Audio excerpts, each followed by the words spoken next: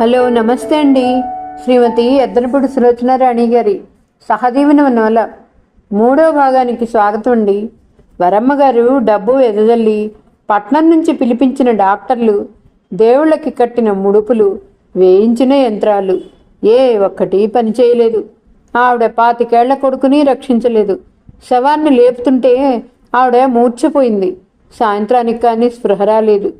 ఆ రాత్రి వేళ ఆవిడ లేచి ఉన్మాదిలా బావి వైపు వెళుతుంటే ఒక చెయ్యి వచ్చి గట్టిగా ఆవిడను పట్టుకుంది. గుడ్డి వెన్నెల్లో ఆవిడ తిరిగి చూస్తే ఎదురుగా నిండు నెలలతో ఉట్టిలా ఉన్న కోడలు శోకమూర్తిలా నిలబడింది. అత్తయ్య, మీరు కూడా నన్ను వదిలేసి వెళ్తారా? నాకు దిక్కెవరు? ముందు నన్ను ఆ బావిలోకి తోసి తర్వాత మీరు దూకండి అంది ఏడుస్తూ. రమ్మగారు కోడల్ని కావలించుకొని గుండెలు బద్దలయ్యేలా ఏడ్చింది. నేను ఇంకెప్పుడు ఇలాంటి పాపిష్టి ఆలోచన చెయ్యనమ్మా అంది. ఆ క్షణం నుంచి ఆవిడ కోడలి కోసమే బతికింది. నెలలు నిండగానే కోడలు ప్రసవించింది. ఆడపిల్ల పుట్టింది. జ్యోతి అని పెట్టాలనుకుంది వరమ్మగారు. కానీ అప్పట్లో ఉన్న పాలేరు కూతురు పేరు జ్యోతి. అందుకే జ్యోత్స్న అని పేరు పెట్టింది. జ్యోత్స్నకి బుద్ధి తెలిసినప్పటి నుంచి నాయనమ్మ ఒడే మహాసామ్రాజ్యం. అక్కడ మగటం లేని మహారాణి. ఆ ఇంటిలో జ్యోత్స్న నియంత అన్నమాట చెల్లిపోవాలి. జ్యోత్స్నకి ఆటలు పాటలు అన్నీ ఆవిడే నేర్పేది. ఆవిడ ఇచ్చే చెరుకు గడలు, వేరుశనగ పప్పు ఉండలు, మినపసున్ని కోసం ఇరుగు పొరుగు పిల్లలు జ్యోత్స్నతో ఆడటానికి వచ్చేవాళ్ళు. జ్యోత్స్న చేసే హఠం అంతా కిక్కురు మనకుండా భరించేవారు.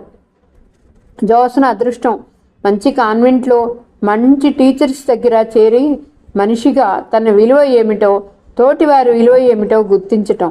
జ్యోత్స్న ఇప్పటికీ పదే పదే అనుకుంటుంది. బామ్మ చదువు మీద ఇష్టంతో నన్నిలా దూరంగా కాన్వెంట్కి పంపింది కాబట్టి సరిపోయింది. లేకపోతే నేను ఒక అహంభావిగా, ఎందుకు పనికిరాని మొద్దుగా తయారై ఉండేదాన్నేమో. బహుశా తనలో మొలకెత్తుతున్న ఆ అహంకార భావం చూస్తే నాయనమ్మ దూరం నుంచి ఇలా చేసిందేమో. నాయనమ్మ చేసే గారావంతో పల్లెటూరిలో ఎవరైనా తనకంటే మంచి గౌనేసుకుంటే ఈర్ష్య కలిగేది. అది ఏ మట్టి విసిరో పాడు చేస్తే గాని నిద్ర పట్టేది కాదు. కాన్వెంట్కి వచ్చిన తర్వాత అందరిది ఒకటే డ్రెస్సు, అందరికీ హాస్టల్లో ఒకే వరసన ఒకే రకమైన భోజనం. ఇక్కడ తనకంటే అధికులమని భావించే అమ్మాయిలు ఉన్నారు. జ్యోత్స్నకి క్రమంగా ఈ ప్రపంచంలో తనదైన ఒకే ఒక ప్రత్యేక స్థానం కావాలంటే అది డబ్బుతో కాక సరైన నడవడికల వ్యక్తిత్వంతో ఎవరికి వారు సంపాదించుకోవాలని తెలిసి రాసాగింది. కాన్వెంట్లో పెరిగి పెద్దదవుతున్న కొద్దీ జ్యోత్స్నలో మార్పు రాసాగింది. ఇది వరకులా నాయనమ్మే సర్వస్వం అనిపించటం లేదు. ఇది వరకు నాయనమ్మ తనలో ఈ లోకం గురించి చాలా చెప్పేది. ఇప్పుడు తాను సెలవుల కోసం వెళ్ళినప్పుడు ఎన్నెన్నో కొత్త విషయాలు చెప్తుంది. జ్యోత్స్న 9వ క్లాసులో ఉండగా తల్లి చనిపోయింది. జ్యోత్స్నకు అంత మరీ పిచ్చి పట్టినట్టే అంత బాధగా ఏమీ అనిపించలేదు. జ్యోత్స్న జీవితం ఎప్పుడూ నాయనమ్మ నీడలో ఆవిడ్ని అంటిపెట్టుకుని ఉండేది. జ్యోత్స్న తల్లి సుస్థి మనిషి. ఎక్కువ భాగం ఆవిడ అన్నదమ్ముల దగ్గర ఉండేది. వాళ్ళ మాటలు ప్రవర్తన జ్యోత్స్నకు అంత నచ్చేవి కాదు. ఎప్పుడైనా బలవంతం మీద వెళ్ళినా 2 రోజులు తిరగకుండానే తిరిగి వచ్చేది. జ్యోత్స్న కాలేజీ చదువుకొచ్చింది. జ్యోత్స్న పెద్దదైంది. తల్లిపోయిన తర్వాత నాన్నమ్మలో చాలా మార్పు వచ్చింది. ఇది వరకు జ్యోత్స్న ఆవిడ్ని ఎలా అల్లుకునేదో ఆవిడ ఇప్పుడు జ్యోత్స్నను అలా అల్లుకోసాగింది. 2 రోజులకి ఒక ఉత్తరం రాకపోతే ఆవిడ చేసే హంగామా అంతా ఇంతా కాదు. ఒకసారి పరీక్ష గొడవలో పడి వారం రోజులు ఉత్తరం రాయలేదు. మర్రోజు పొద్దుటే శివయ్య వచ్చేసాడు. ఏమిటి శివయ్య, మరీ బామ్మకి చేదస్తాం. నేనేమైపోతాననుకున్నారు? నేనేమైనా చిన్నపిల్లనా అంటూ విసుక్కుంది. మీరు వచ్చి బామ్మగారిని చూస్తే అలా అనరు బుజ్జమ్మ గారు. ఆవిడకి అన్నం నీళ్లు లేవు. ఎంత కంగారు పడుతున్నారో. అసలు ఆవిడ గారే బయలుదేరి రావాలనుకున్నారు. నేనే వద్దని చెప్పి బయలుదేరి వచ్చాను. మళ్ళీ సాయంత్రానికి కాకిలా కబురు పుచ్చుకు వాళ్తానమ్మగారు అని చెప్పి వచ్చాను అన్నాడు. ఆ రోజు నుంచి ఎన్ని పనులున్నా జ్యోత్స్న ఉత్తరం రాయటం మానేది కాదు. మొన్న ఉత్తరం రాసింది. కానీ అది అందటం ఆలస్యమైందిట. ఆవిడ ఉత్తరం రాస్తుంటే మర్నాడు వచ్చిందిట. ఆవిడ ఉత్తరం చివరిలో ఇలా రాసింది: బుజ్జి, ఒక్కోసారి నా ఆదుర్ద నీకు చెప్పడానికి కూడా సిగ్గేస్తుంది. నా ప్రేమ నీకు చాదస్తంగా అనిపిస్తుందని తెలుసు, కానీ నువ్వు చదువుకున్న దానివి. ప్రపంచ జ్ఞానం అందరికంటే నీకు బాగా ఉందని నా నమ్మకం. నాకు నువ్వు ఎంత అపురూపమో, నీకు ఎంత చెప్పినా అర్థం కాదేమో. ఈ ప్రపంచంలో నాకు నువ్వు తప్ప ఎవరున్నారే? నేను బతుకుతున్నది నీకోసమే. ఎప్పుడైనా కాస్త సుస్థి చేస్తే ఎంత హడలిపోతానో తెలుసా? అయ్యో, జోష్నకి పెళ్లి కూడా చేయలేదు. నేను లేకపోతే అది ఎంత ఒంటరిదైపోతుందో అనుకుంటాను. నా జీవితానికి ఉన్న ఒకే ఒక బాధ్యత నీ పెళ్ళి. అది ఎంత త్వరగా ముగిస్తే నాకంత సంతోషం. బుజ్జి, నీకు బాగా చదువుకోవాలని ఉందని నాకు తెలుసు. నువ్వు చదువుకోవాలని నా ఉద్దేశం కూడా. కానీ ఒక్క విషయం ఆలోచించు. ఎంత చదివినా ఆడపిల్ల పెళ్లి చేసుకోక తప్పదు. నది ఎటు ప్రవహించినా చివరికెళ్ళి సముద్రంలో ఐక్యమైనట్టుగా స్త్రీ గాని పురుషుడు గాని ఎన్ని చదువులు చదివినా, ఏ వృత్తి చేపట్టినా చివరికి పెళ్లి అనే మజిలీ చేరుకోక తప్పదు. ఇదంతా ఎందుకంటే నీకు త్వరలో పెళ్లి చేయాలని నా సంకల్పం. నిన్ను పెళ్లి కూతురుగా చూడకుండా చనిపోతానేమోనన్న భయం. నువ్వు పెళ్లి చేసుకుని ఎంతైనా చదువుకో. నీకు పిల్లలు పుట్టారేమో బాధరబంది అనుకోకు. నేను పెంచుతాను. ఇల్లు సంసారం చిరాకుని భావించకు. నీకు ఆ బాధలేవీ ఉండవు. నీకు రాబోయే భర్తను ఇల్లరికం తెచ్చుకుంటాను. కాబట్టి నువ్వు పెళ్ళంటే ఎలాంటి విముఖత్వం చూపించొద్దు. చాలామంది పిల్లల్లా పెళ్ళైపోగానే నీ జీవితం ఏమీ మారిపోదు. నువ్వు ఎప్పట్లానే ఉందువు గాని నా చేత నీ జీవితంలోకి, తద్వారా నా కాస్త సందడి వస్తుంది అంతే. పరీక్షలు దగ్గరికి వస్తున్నట్టున్నాయి. అందరూ బాగా చదువుకోమని హెచ్చరిస్తారు. నేను అంత మరీ ఎక్కువ చదవద్దంటాను. నువ్వు పరీక్షలని మరీ అంత జీవిత పణం అన్నట్టు తీసుకోవటం నాకు నచ్చదు. రాత్రిళ్ళు ఎక్కువసేపు మేలుకోవద్దు. సెలవులు ఎప్పుడు వస్తాయా అని ఎదురు చూస్తున్నానే బుజ్జి. ఆశీస్సులతో, బామ్మ. జోష్న ఆ ఉత్తరాన్ని 1కి 10 సార్లు చదివింది. ఆవిడకి చదువు రాకపోతేనే ఎంత సంస్కారం, జీవిత పాఠాలు అందరికంటే ఆవిడే బాగా చదివింది. చదవటం కాదు, ప్రాక్టికల్గా కళ్ళతో చూసింది. జోష్నకి నాన్నమ్మ అంటే విపరీతమైన అభిమానమే కాదు, అమితమైన గర్వం కూడా. చిన్నప్పుడే భర్త చనిపోయినా ఆవిడ ప్రవర్తనలో రవంత కళంకం లేదు. ఇంట్లో మగదక్షిణలు లేకపోయినా 50 ఎకరాల పొలం సాగు చేయించగలిగి, నౌకర్లతో పొరపుచ్చాలు లేకుండా ఒకే తాటి మీద కుటుంబ వ్యవహారాలు లాక్కురాగలిగిన ధీశాలి. నా అనేవాళ్ల అండదండలు లేకపోయినా ఊరిలో ఇరుగుని పొరుగుని మంచి చేసుకుని వాళ్ళ కష్టాల్లో సుఖాల్లో తోడు నీడ అయి జీవితంలో ఒంటరితనం వదిలించుకున్న మంచి వ్యక్తి. ఆవిడకి కుటుంబ గౌరవం ప్రాణం. ఎవరైనా ఏ కాస్త మాట అన్నా భరించలేరు. అందుకే జోష్నకు ఎప్పుడూ నూరిపోస్తూ ఉంటుంది. బుజ్జి, బతకటం అందరూ బతుకుతారే. వీధిలో కుక్క బతుకుతుంది, మురికిలో దోమ బతుకుతుంది. బతకటంలో అందరి చేత గౌరవించబడిన వ్యక్తే ఫలానా వరమ్మ గారి మనవరాలివి నువ్వు. నువ్వు ఎక్కడున్నా, ఏ పని చేసినా మన వంశానికి పేరు రావటం అనేది ఎక్కువ అవ్వాలి, కానీ తక్కువ కాకూడదు. చూడు, నిన్ను ఇన్నాళ్ళు వరమ్మగారి మనవరాలు అన్నారు. నువ్వు పెద్దదానివి అయ్యావు. ఇంట్లో ఇక నీ హయాం వస్తుంది. అప్పుడు నన్ను జోష్న గారి బామ్మ అంటారు. ఆ రోజు చూడటం కంటే ఆనందం నాకు ఇంకేం లేదు. ఆ విధమైన ఉద్బోధల వల్ల జోష్నకి తను ఎక్కడున్నా తన ప్రవర్తనలో లోపం లేకుండా జాగ్రత్త పడటం అలవాటైంది. స్నేహితులని ఎన్నుకోవటంలోనే జోష్న వివక్షత తెలుస్తుంది. నిన్నెప్పుడు నిరాశపరచకుండా ఉంటే అదే పెద్ద గోల్డ్ మెడల్ నాకు నాన్నమ్మ. ఉత్తరం మడుస్తూ అనుకుంది జోష్న. ఏమిటి జోష్న, ఆ ఉత్తరం అంతసేపు చదువుతున్నావు? ఎవరు, బామ్మేనా రాసింది అన్నది శాంత ఇస్త్రీ జాకెట్లు బొత్తిగా పెడుతూ. అవును అంది జోష్న. బామ్మ జోష్న ఫ్రెండ్కి కూడా బామ్మే. ఆవిడ శివయ్య చేత అప్పుడప్పుడు ఆవకాయ, గోంగూర లాంటి పచ్చళ్ళు, కారపూస, లడ్డూలు, కజ్జికాయలు వంటి తినుబండారాలు పంపించేటప్పుడు 6 కోసం అన్నట్టు పంపిస్తుంది. కిందటి వేసవి సెలవుల్లో 2 వారాలు మయూరపురం వెళ్ళి వరమ్మగారి ఆతిథ్యం పొంది వచ్చిన వాళ్ళు. అబ్బా, బామ్మ అంటే అలా ఉండాలి. నువ్వెంత అదృష్టవంతురాలువే జోష్న అంటూ అభినందించారు. జోష్న, బామ్మని నేను మరీ అడిగినట్లు రాయవే అంది శాంత. అలాగే, నువ్వంటే బామ్మకి మరీ మరీ ఇష్టం అంది జ్యోత్స్న నవ్వుతూ. ఇంతలో గదిలోకి ఆశ హఠాత్తుగా జ్యోత్స్నా జ్యోత్స్నా అంటూ అరుస్తూ బాణంలా దూసుకొచ్చింది. ఉత్తరం మడిచి కవర్లో పెడుతున్న జ్యోత్స్న ఏమిటి అంది. అతను వచ్చాడే, త్వరగా రా అంది. ఎవరు? అతనే, నీ బ్యూటిఫుల్ లవర్. నాగార్జున సాగర్లో మనకు కనిపించలా తెల్లటి బట్టలేసుకొని పొడుగ్గా లేడు? అతనే. జ్యోత్స్న నిటారుగా అయింది. ముఖం ఒక్కసారి పాలిపోయినట్లయింది. అబద్ధం అంది పళ్ళ బిగున. అయ్యో రామా, అబద్ధమా? వచ్చి నీ కళ్ళతో నువ్వే స్వయంగా చూడు, మూర్చిపోతావు. అతను రాగానే నీకోసమే అడిగాడు. జ్యోత్స్న ముఖంలోకి ఒక్కసారిగా రక్తం పొంగుకొచ్చింది. నిజంగానా? అస్పష్టంగా అంది. త్వరగా రమ్మంటుంటే. శాంత అప్పటికే చేతిలో జాకెట్ అక్కడ పడేసి తూనీగలా బయటికి పరిగెత్తింది. Jyotsna, you are very very lucky. ఆ రోజు సరిగ్గా చూడలేదు కానీ ఎంత అందంగా ఉన్నాడో తెలుసా? Intellectual face. ఆ మీసం ఎంత బాగుందో తెలుసా? జ్యోత్స్నకి ఏం చెయ్యాలో పాలుపోలేదు.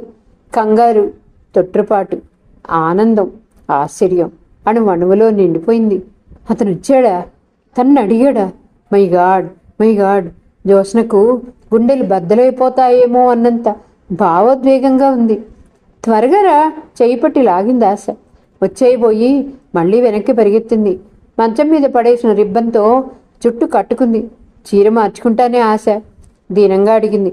చలో, నువ్వు చీర మార్చుకునే లోపల చుక్కలు పొడుస్తాయి. అతను నిన్ను చూడటానికి వచ్చాడు గాని నీ చీరని కాదే. బానే ఉందిలే, పద. చెయ్యి పట్టి లాగింది. ఆశ పట్టి లాగుతుంటే జ్యోత్స్న తన చెయ్యి వదిలించుకొని విజిటర్స్ రూమ్లో అడుగుపెట్టింది. అతను వచ్చాడనే ఆనందంలో జ్యోత్స్న కళ్ళు మెరిసిపోతున్నాయి. అతనికి గుర్తున్నాను అనే సంభ్రమం, సిగ్గు కలిపి బుగ్గల్లో గులాబీలు పూయించాయి. బిడియంగా తొట్టుపాటుగా అడుగుపెట్టింది. కళ్ళు శాంతం ఎత్తలేని లజ్జాభారం ఆవహించేసింది. కుర్చీలో కూర్చుని ఉన్న వ్యక్తి లేవటం, ఆమె దగ్గరికి రావటం జరిగింది. Good evening darling. తెల్లటి చేయి ఒకటి ముందుకొచ్చి జ్యోత్స్నకి ఎర్రటి గులాబీ పువ్వు అందించింది. జ్యోత్స్న తలెత్తి చూసింది. ఎదురుగా సరిత మగపిల్లవాళ్ల డ్రెస్లో ఉంది. మీసాలు పెట్టుకుంది, మిగ్ పెట్టుకుంది, పైజమాలు ఆల్చి వేసుకుంది. Good evening, I love you very much ఉంది. అక్కడ తలుపుల చాటున అవతల రూమ్ పరదా వెనక్కి దాక్కుని ఉన్న అమ్మాయిలందరూ ఒక్కసారిగా ముందుకొచ్చి గొల్లున విరగబడినవారు. జ్యోత్స్న స్థాణువులా నిలబడింది. అతను రాలేదా? ఇదంతా నాటకమా? ఆశాభంగం, సిగ్గు కలిసి జ్యోత్స్నను ఎర్రటి మంటల్లా చుట్టుముట్టాయి. వాళ్ళ నవ్వులు ఎడా పెడా కాటేస్తున్నట్టుగా, ఆ బాధలకి తట్టుకోలేనట్టుగా అప్రతిపురాల్లా చూసింది. తను పట్టుబడిపోయింది. తనని వాళ్ళు ఫూల్ చేశారు. అన్నిటికంటే అతను రాలేదు, వచ్చాడని సంబరపడిపోయింది. అందరిలో బయటపడిపోయింది. జ్యోత్స్న కళ్ళు ఆగ్రహంతో ఎర్రబడ్డాయి. సరిత వెలవెలా పోతున్న జ్యోత్స్న ముఖం చూసి పక్కపక్క నవ్వుతుంది. ఆ క్షణంలో జ్యోత్స్నకేమైందో తెలీదు. ఆవేశంతో పిచ్చెక్కినట్టయింది. నవ్వుతున్న సరితని చేయి దాచి బలంగా ఈడ్చి చెంప మీద కొట్టింది. సరిత నవ్వు ఆగిపోయింది. చెంప పట్టుకుని నిశ్చేష్టురాల్లా నిలబడింది. You fool, I hate you, I hate you all అరిచినట్టుగానే సిగ్గిరుక్కున వెనక్కి తిరిగి కారిడార్లో నుంచి పరిగెత్తి తన గదిలోకి వచ్చి తలుపులు దడాలన మూసేసి మంచంపై పడింది. జ్యోత్స్న ఆయాసంతో రొప్పుతుంది. తను సరితని ఫూల్ అని తిట్టింది. కానీ తనే వాళ్ళందరిలో ఫూల్ అయింది. ఎలా నవ్వుతున్నారో అందరికీ తెలిసిపోయింది. ఆ నవ్వులు గుర్తొస్తున్న కొద్దీ పిచ్చి పట్టినట్టుగా ఉంది. My god, my God. Jyotsna ఆవేశం పట్టలేని దానిలా దిండు మీద పిడికిళ్లతో 2 సార్లు గుద్దింది. మై గాడ్, ఎంత నవ్వుపాలు, ఎంత సిగ్గులేనితనం. జ్యోత్స్నకు నిస్సహాయంగా అనిపించింది. ఒక్కసారి ఎల్లవలా ఏడుపు వచ్చేసింది. వెక్కి వెక్కేట్చేసింది. బయట నుండి సరిత, ఆశ, మాధవి, శాంత తలుపులు బాధతో పిలుస్తున్నారు. జ్యోత్స్న తలుపులు తీయలేదు. జ్యోత్స్న, వీఆర్ సారీ, ప్లీజ్ తలుపు తీ. సరిత బతిమాలింది. Get out, I hate you all ఏడుస్తూనే అరిచింది. జ్యోత్స్న తలుపులు తీయలేదు. మీరు చాలా ఓవర్ చేశారు. జ్యోత్స్న సంగతి తెలిసి కూడా ఎందుకు ఇలా ప్లే చేశారు అంది శాంత కోపంగా. ఊరికే తమాషా చేద్దామనుకున్నాం. నాటకం కోసం రిహార్సల్ చేస్తుంటే ఈ ఐడియా వచ్చింది. జోక్ చేద్దామని అనుకున్నాం. ఇది వరలో మనం ఇలా ఎన్నిసార్లు ఒకరిని ఒకళ్ళు ఏడిపించుకోలేదు అంది సరిత. అది వేరు ఇది వేరు అంది శాంత.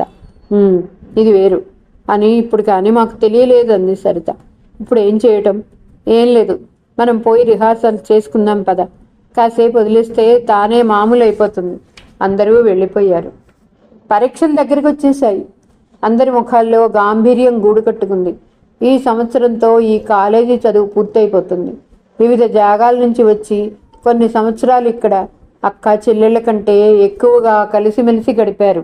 ఈ రోజులు ఇక అక్కడ ఆగిపోయినాయి. ఇక్కడి నుంచి మార్గాలు విడిపోతాయి. ఎవరి దోవ వాళ్ళది. ఎవరి స్వశక్తిని బట్టి వారి వారి జీవన సౌధాలు తయారవుతాయి. జ్యోత్స్న ఆ రోజు నుంచి ముభావంగా ఉండటం మిగతా వాళ్ళకి చాలా బాధ అనిపించింది. జ్యోత్స్న ఇంత బాధపడుతుంది అనుకోలేదు. అనుకుంటే అలా చేసేవాళ్ళమే కాదు, తను కూడా మన జోక్ పంచుకొని హాయిగా నవ్వేస్తుందని ఆశించాం అంది సరిత. మీరు చాలా ఓవర్ చేశారు అంది. అందరూ జ్యోత్స్నకి స్నేహితులే, అయినా శాంతకి ఇంకాస్త అభిమానం ఎక్కువ. ఆల్ రైట్, మనం చేసిన తప్పుని మనం సరిదిద్దుకుంటే పోలేదు అంది పల్లవి. ఎలా? అతనెవరో ఎక్కడుంటాడో తెలుసుకొని జ్యోత్స్నకి చెప్పేస్తే పోలా? కానీ అది ఎలా సాధ్యమే అన్నది సరిత. మనం తలుచుకుంటే సాధ్యం కానిది ఏముంది?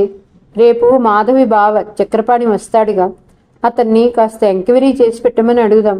అతను ఇంజనీరింగ్ కాలేజీ అని చెప్తే ఎలాగోలా ఆరా తీస్తాడు, మనకు అడ్రస్ తెస్తాడు. వెరీ గుడ్, బ్యూటిఫుల్ ఐడియా అంది సరిత. మర్నాడు చక్రపాణి వచ్చాడు. అతను మాధవికి మేనత్త కొడుకు, కాబోయే భర్త కూడా. న్యూ సైన్స్ కాలేజీలో బీఎస్సీ చదువుతున్నాడు. ప్రతి ఆదివారం మాధవిని చూడటానికి వస్తాడు. అతను వచ్చినప్పుడల్లా మాధవి కోసం గేటు బయట గంట కాపలా కాస్తూ వేచి చూడాలి. ఈరోజు అదేం అదృష్టమో కానీ అతను వచ్చేసరికి మాధవి రెడీ అయి ఎదురు చూస్తోంది. బావా వచ్చావా? ఉదయం నుంచి నేనే కాదు, నా ఫ్రెండ్స్ అంతా కూడా నీ కోసం ఎదురు చూస్తున్నారు సుమా అంది మాధవి. చక్రపాణికి మాధవి ఫ్రెండ్స్ అంతా తెలుసు. మాధవి వాళ్ళని వదిలి రమ్మంటే కొన ఊపిరి ఉన్న మనిషిలా వస్తుందని కూడా తెలుసు. వాళ్ళకు కూడా ఆదివారం మాధవిని వదలటం ఇష్టం ఉండదు. నిజం చెప్పాలంటే చక్రపాణికి మాధవి స్నేహితురాళ్లలో ఒక్క జ్యోత్స్న అంటే కాస్త గౌరవం, కానీ మిగతా అందరంటే కోపం, పల్లెవంటే హడలు. అందుకే మాధవి నా ఫ్రెండ్స్ అంతా మీకోసం ఎదురు చూస్తున్నారు అంటే అతను ఏమీ ఆనందంతో ఉక్కిరి బిక్కిరవ్వలేదు. ఎందుకుటా? ఏమిటి విశేషం అంటూ ఆరా తీశాడు. మాధవి చెప్పలేదు. చెబుతాగా, ఒక్క నిమిషం ఉండు అంటూ లోపలికి పరిగెత్తింది. మాధవి లోపలికి వెళ్ళగానే చక్రపాణి జేబులో డబ్బులు తడుకున్నాడు.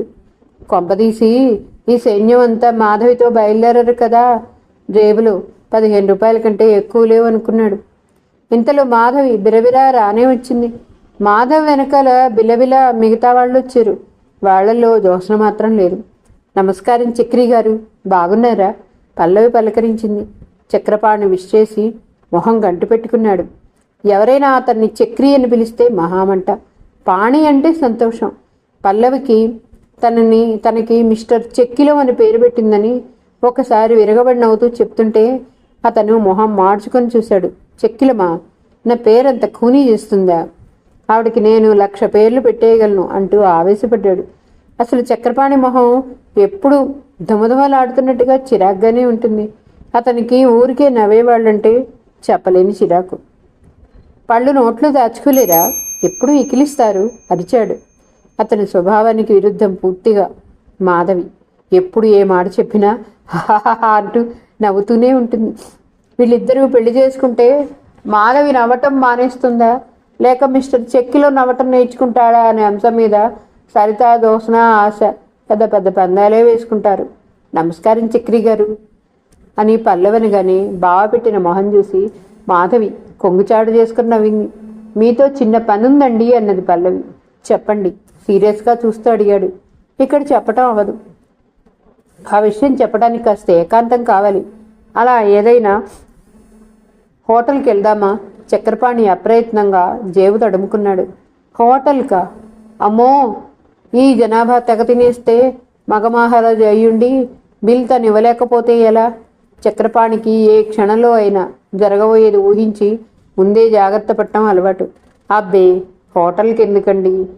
ఊర్లో బాగా కలరా ఉంది. ఏ పార్కులోనైనా ఏ చెట్టు కింద అయినా కూర్చుందాం అన్నాడు. పల్లవి ఆశ వైపు చూసింది. ఆశ భుజాలు ఎగరేసింది. సరే పదండి అంది పల్లవి. అందరూ బస్సులో ఎక్కి ఒక పార్క్ దగ్గర దిగారు. వాళ్ళ 5గురు, తను ఒక్కడు. ముందు నడుద్దామా అంటే తను ఇంజల్లా వాళ్ళు పెట్టెల్లా అన్నట్టు చిరాకేసింది. వారితో కలిసి నడుద్దామంటే ఇష్టం లేదు. పోనీ వెనకగా నడుద్దామా అంటే చిచి వాళ్ళకి భారీ గాడిలో ఉంటాననుకున్నాడు. ఈ మాధవికి అసలు బుద్ధి లేదు. వీళ్ళందరూ ఎందుకు, ఆ పనేదో తనే చెప్పి చేయొచ్చుగా అనుకున్నాడు. వీళ్ళు ఊరికే నడుస్తారా? నవ్వులు జోకులు. వీధులు పోయే వాళ్ళంతా ఇటే చూస్తున్నారు. అలా ఎదుటివారిని ఆకర్షించే ప్రయత్నాలంటే అతనికి చాలా కోపం. చివరికి ఎలాగైతేనే పార్కు చేరుకున్నారు. అక్కడికి రాగానే సరిత వేరుశనక్కాయలు అమ్మే అతన్ని పిలిచింది. చక్రపాణి మొహమాటానికి తనే డబ్బులిచ్చాడు. అందరూ తలా 2, 4 అలా ఇష్టం వచ్చినట్టు తీసుకున్నారు. 6 రూపాయలైంది. అమ్మో, వేరుశనగ పప్పులే 6 రూపాయలని తినేశారు. హోటల్కి వెళ్తే ఇంకేమైనా ఉందా? వీళ్ళు తినే తిండికి నా ఒంటి మీద ఉన్న షర్టు ప్యాంటుని ఆ హోటల్ ఆపరేటర్కి తాకట్టు పెట్టే రావాలి అని మనసులోనే గుండెలు బాదుకున్నాడు. తను చాలా జాగ్రత్తమంతుడు కాబట్టి, లేకపోతేనా అని అనుకున్నాడు. పచ్చగడ్డిలో కూర్చుని వేరుశనగ పప్పులు అలా అలవోకగా తింటూ పల్లవి తమకు వచ్చిన బాధ చెప్తుంటే శ్రద్ధగా విన్న చక్రపాణి, సరిత చివర్లో మీకు పుణ్యం ఉంటుంది, ఎలాగైనా సరే అతని ఆచూకీ తీసి పెడుతురు అని అడుగుతుంటే ఎన్నడూ ఎరగనంతగా ఒళ్ళు మండిపోయింది. ఏమిటి, ఎక్స్కర్షన్కి నాగార్జున సాగర్ వెళితే ఎవడో స్టూడెంట్ కనిపించాడా? వాడు దోసనకు బాగున్నాడా? వాడెవడో ఎక్కడుంటాడో తాను వాకప్ చేయాలా? తనకి ఇక ఏ పని పాట లేదన్నమాట. చక్రపాణికి ఆ క్షణంలో వాళ్ళు తింటున్న వేరుశనగ పొట్లాలు గవాలన లాక్కొని అందరి నెత్తి మీద తలా ఒక మొట్టికాయ వేయాలనిపించింది. ఇది పెద్ద సంగతి. దీనికోసం ఇంత దూరం నడిచి రావటము, 6 రూపాయల వేరుశనగ పప్పులకి తాను ఖర్చు పెట్టడము చక్రపాణికి చాలా చిరాగ్గా ఉంది. బావగారు, ప్లీజ్ మీరు ఈ విషయంలో తప్పకుండా మాకు సాయం చేసి పెట్టాలందాస. ఈ మధ్య అందరూ అదే పిలుపు కొత్తగా మొదలెట్టారు. మాధవి బావ అంటుంది అని వాళ్ళంతా బావగారు అంటారు. నేను ఎలా ఎంక్వైరీ చేయగలను? అతని ఊరు పేరు తెలియదాయే. ఇంజనీరింగ్ కాలేజ్ అంటే ఎంతమంది స్టూడెంట్స్? అతను ఏ సంవత్సరమో ఏమిటో? మీరు తలుచుకుంటే ఆ మాత్రం కనుక్కోలేరా అని. ఎలాగో మీరే చెప్పండి. అతన్ని గురించి కాస్తైనా వివరాలు చెప్పకపోతే ఎలా? వివరాలు చెప్పగలమండి. అతను పొడుగ్గా ఉంటాడు, క్రాఫ్ట్ బాగుంటుంది అంటూ వర్ణించింది సరిత. ఇది మరీ బాగుంది. అలాంటి వాళ్ళు 1,50,000 మంది ఉంటారు. అయితే కనుక్కోలేమంటారా? ఇంపాసిబుల్ అంటాను. అందరి మొహాల్లో ఆశాభంగం తొంగి చూసింది. ఏమిటండి మరి అలా మాట్లాడతారు? పని అయ్యే మార్గం చూడాలి కానీ అంది పల్లవి. మీరు అసహజమైనవి అసందర్భమైనవి చెప్పి నన్ను చేయమంటే ఎలా? గంటు పెట్టుకున్న మొహంతో అన్నాడు. అది కాదు బావా, నీకు చాలామంది స్నేహితులు ఉన్నారుగా. వాళ్ళ నుంచి వాళ్ళకి ఎవరికైనా తెలుస్తుందేమో, కనుక్కుంటావేమోనని అంది మాధవి. నా స్నేహితురాలతో ఈ మాట చెప్తే ముందు నాకు మతి చెడిందని తీసుకెళ్ళి హాస్పిటల్లో పారేస్తారన్నాడు తను. అంత మాట అనకండి. మీరేమైనా సాయం చేస్తారేమోనని ఆశపడ్డాం అంది శాంత. సాయం చేయలేను కానీ సలహా మాత్రం చెప్పగలను. ఏమిటది చెప్పండి. మీ జ్యోత్స్నకి ఈ ఆలోచన మానేయమన్నానని చెప్పండి. ఎవరైనా వింటే ఆమెకి పిచ్చెక్కిందంటారు. మీ సలహా మాకొద్దు కానీ మీరే దాచుకోండి అంది ఆశ. ఇంకెందుకే, పదండి పోదాం అంది పల్లవి. అందరూ లేచారు. మాధవి కూడా వాళ్లతో వెళ్ళిపోతుంది. అదేమిటి, నాతో రావా అన్నాడు. మాధవి వెనక్కుచ్చింది. తగ్గు స్వరంతో తీవ్రంగా అంది. నువ్వు ఈ కాస్త సాయం చేయకుండా నా స్నేహితుల ముందు నా పరువు తీసావు. వాళ్ళు నన్ను చేతగాని వాడు అనుకుంటాడు. నేనేం చేయను? నువ్వేం చేయనవసరం లేదు. ఆలోచిస్తాను, ప్రయత్నిస్తానులేండి అంటే సరిపోయేది. ఈ రోజుల్లో మగపిల్లల్ని ఆడపిల్లలు అడిగితే సముద్రంలో దూకమంటే దూకుతారు. నువ్వు ఉన్నావు ఎందుకు? దేనికి పనికిరావు. కట్టెసి అయినా అనలేదు. నేను చచ్చినా ఇక నీతో రాను. నాకు సంబంధమే లేదు అనేసి మాధవి వెనక్కి తిరిగి పరిగెత్తి వాళ్లతో కలిసిపోయింది. చక్రపాణికి చెప్పలేనంత కోపం వచ్చింది. 6 రూపాయలు వేరుశనగ పప్పులు మింగి దండగ పెట్టింది గాక పైనుంచి ఎదురు నన్నే అంటున్నారు. వాళ్ళకి మతిపోయిన పనులు చేస్తున్నది కాక తనని కూడా మతిమాలిన వాళ్ళే ప్రవర్తించమన్నారు. రాకపోతే పో, నాకేం బాధ లేదులే విసురుగా అనుకుని పక్కకు తిరిగి అక్కడి నుంచి వెళ్ళిపోయాడు. కాస్త దూరం వెళ్ళిన తర్వాత వెనక్కి తిరిగి చూశాడు. అతను ఆశించినట్టు మాధవి తన కోసం చూడలేదు, వెళ్ళిపోతూనే ఉంది.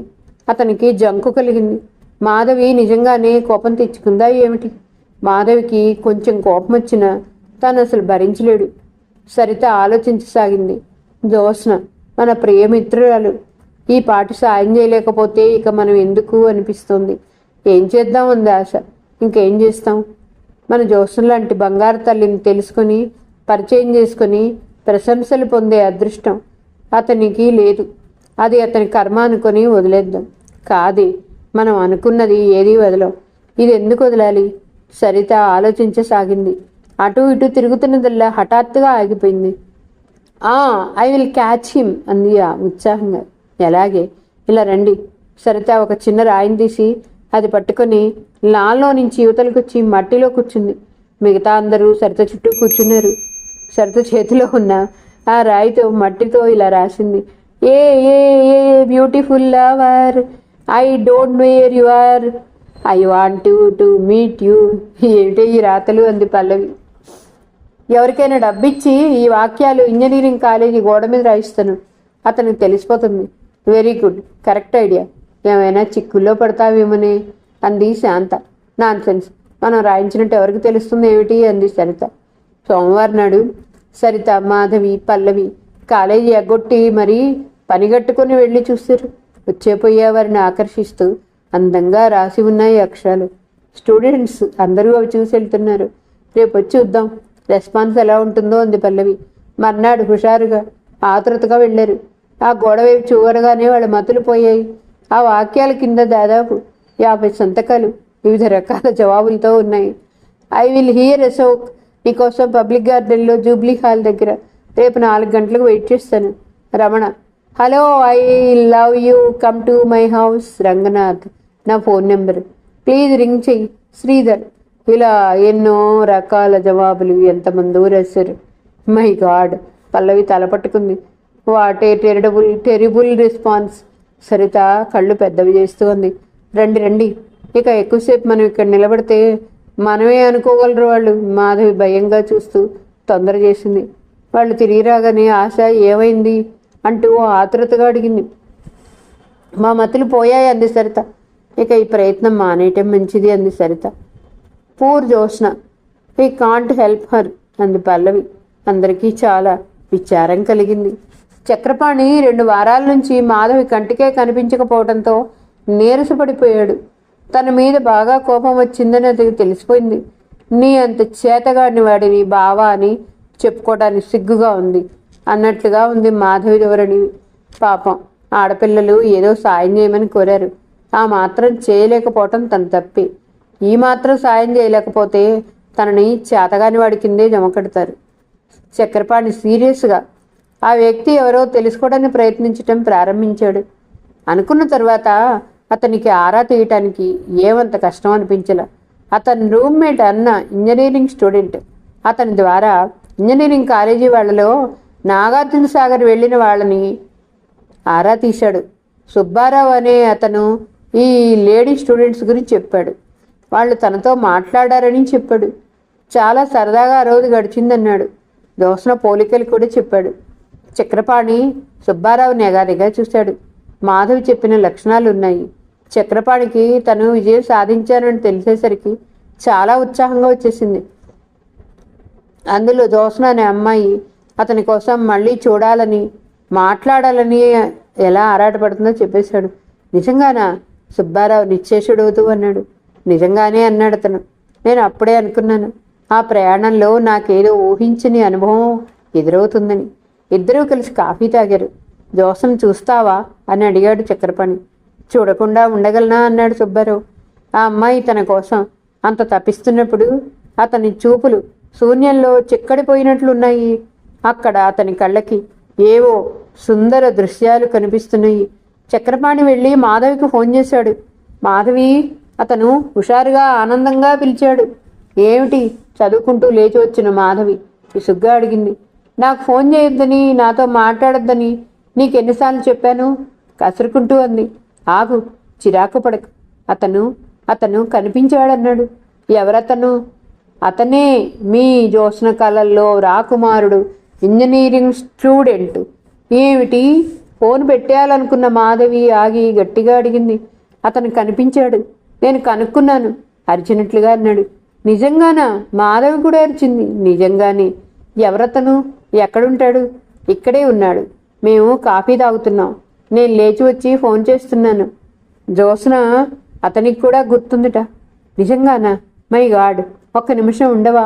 ఉండు, లైన్లో ఇప్పుడే వస్తాను అంటూ తను ఫోన్ పెట్టేసి గదిలోకి పరిగెత్తి చదువుకుంటున్న సరితని పల్లవిని అతను తెలిసాడే రండే అంటూ లాక్కొచ్చింది. ఈరోజు కథ ఇంతటితో సమాప్తం అండి. మరలా తర్వాయి భాగంతో కలుద్దాం. నా కథ మీకు నచ్చితే please like, share, subscribe and comment. ఉంటానండి. పద్మావతి చావలి.